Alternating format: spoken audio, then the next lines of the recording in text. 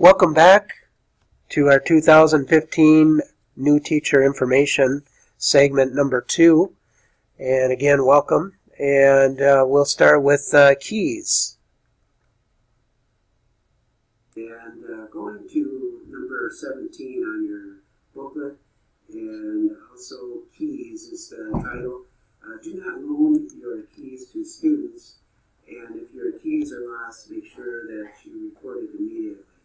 So it's better to report it right away. I know that it's kind of an embarrassing situation, but the thing is that around schools, keys don't just get left laying around. People pick them up pretty quick, and it'll save you a lot of time if you report it. And so we're sitting there with a set of keys and saving you maybe hours and hours of searching. So report it immediately. I think that's the best thing to do. And there's always exceptions as far as loaning keys. Like shop, a lot of times you'll have a key that you have on a ring or something that you give to a student that goes around and opens up the cabinets and that type of thing. That's okay, but your master keys, your room key, that's probably not appropriate. Attendance done electronically.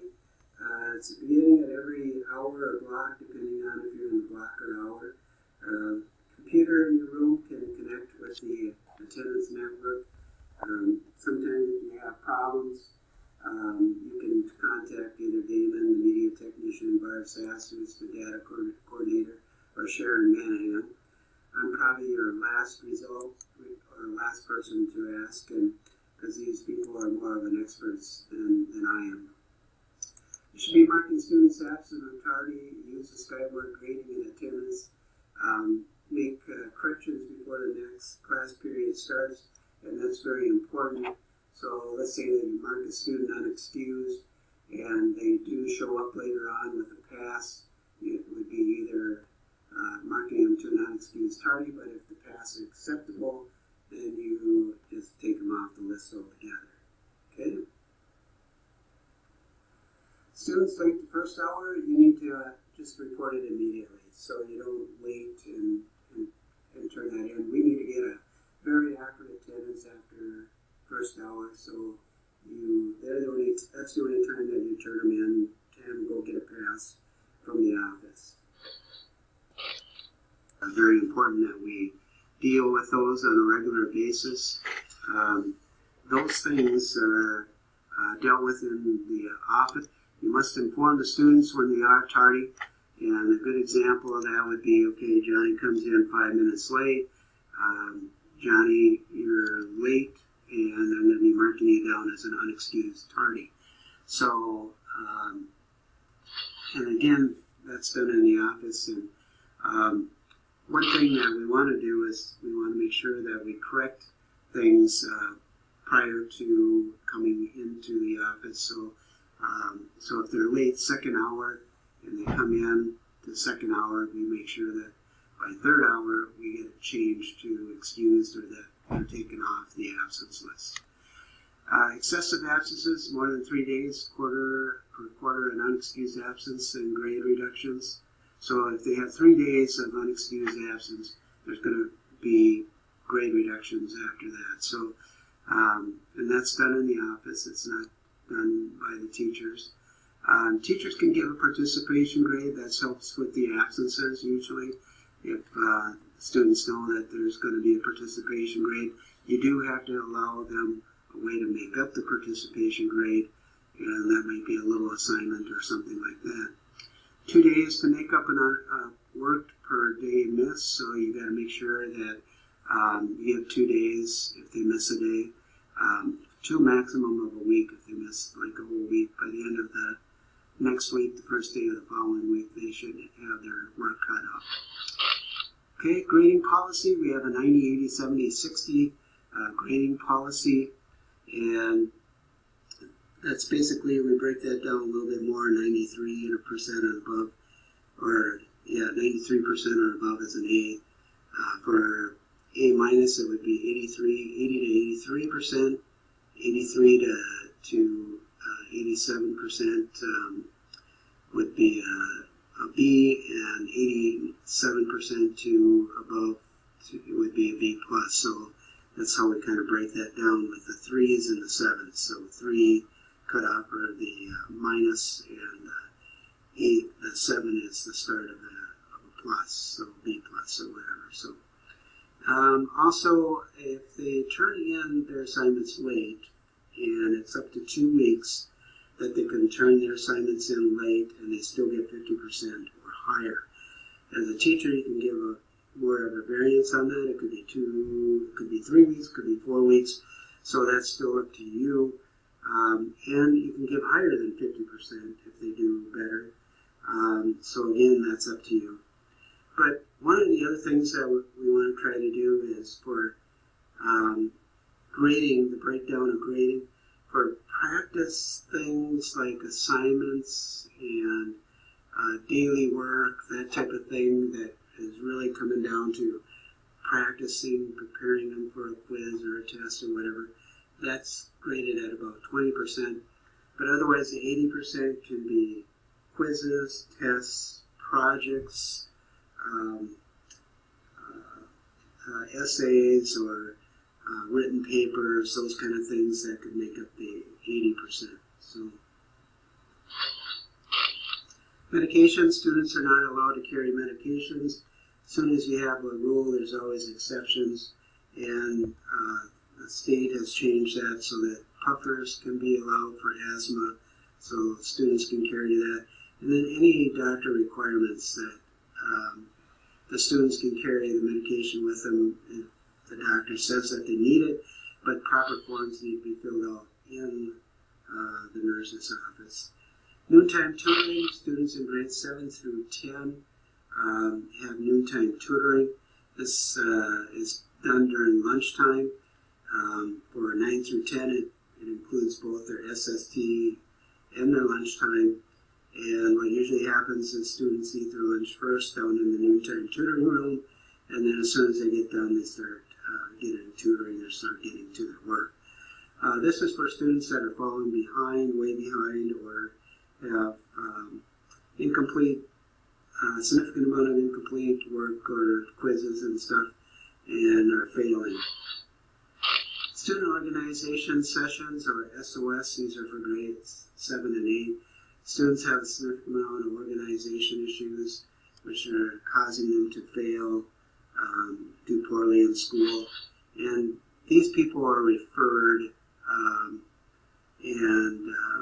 by their student assistance team. And individual teachers can refer it to the student assistance team, but people that are actually assigned to SOS are actually referred. Seating charts. Make sure that you keep a seating chart. It's a must, and it's mainly because of your substitute, when you have a substitute. And it's okay to change your seating chart, but as long as you keep it up to date, and as long as you're keeping the sub-packet information in the office, as long as you're keeping that up. So, put this information in the subfolder, and along with all the rest of your information. So Terry and Sharon are the ones that keep that up to date. Calling in ill, we have a new system, and you might want to refer to your outline as far as how that system works. But we do have a new system on number 28, and we have people contact teacheroncall.com, and there's the website that you go to, and you just basically follow the procedures for needing a sub, and they actually find the sub for you, which is a lot better than what it was. It was usually calling me at 5:30 in the morning, whatever, and getting subs. I could start calling subs for 30 minutes in the morning and try to find subs. So, but lesson plans need to be in your subfolder, or you can email them to Sharon or Terry. If you have an emergency during the day and you need a sub, that's when you still contact Terry Dudak or Sharon Manahan, and to get your sub lined up when you're here in school. And then there might be some other special circumstances where you contact them directly, but it usually has to do with things that are short term. The daily bulletin and announcements beginning the first period is when we announce them. I usually make this both the teacher and the student responsibility. So if the teacher forgets, the student should be telling the teacher, hey, we need to get the announcements read, that type of thing. So I put the responsibility both on students and teachers. That way, students can tell their advisor, well, I didn't hear it, why didn't you hear it? Well, the teacher didn't read it. Now it's their responsibility too, so now the advisor can say, well, did you tell your teacher to read it? And so it kind of eliminates that excuse. If you have an announcement, you should be turning it in to Luann here. She's the assistant to the superintendent. We need this by 3:30 p.m. the day before so that we can get all the announcements ready to go. Only emergency types of announcements will be done the day of before the announcements are read. So that's only for emergency type situation. Dismissing students, just a strong reminder about what a bell does. A bell is basically, I look at the bell as being more for the teacher than the students. So the teachers dismiss the students, not the bell. So if the teacher is in the middle of saying something and the bell rings, the kids shouldn't just be automatically getting up. So the teacher should be able to finish what he or she is saying and then excuses the student.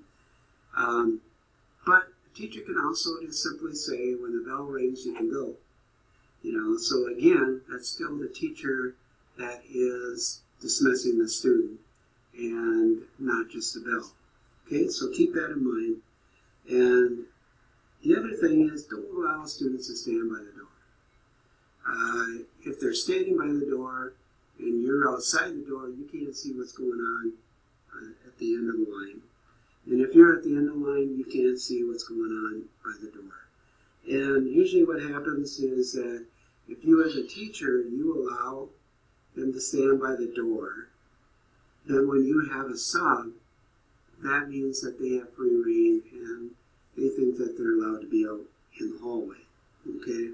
So don't allow them to be standing by the door. Keep them by their seats, in their seats, and sitting down, and then when the bell rings, you can excuse them. Study halls, one of the things that we need to do with study halls is making sure that we're keeping the rules uniform, and it's all listed in the Maroon book. And it's very important that we keep it uniform because we're going to have teachers actually taking over the same study hall. And so if one teacher comes in with one set of rules, another teacher comes in with a different set of rules, then it's going to be very confusing to the student, and also make it difficult for the teachers that are involved, because one might be more stricter or something like that. So keep them uniform. Look into the Maroon book for the guidelines. The academic standards is something that is an ongoing process and probably will always be an ongoing process. And this is the proper placement of all the standards, making sure that our curriculum is aligned vertically, horizontally, not only in our own departments, but across departments.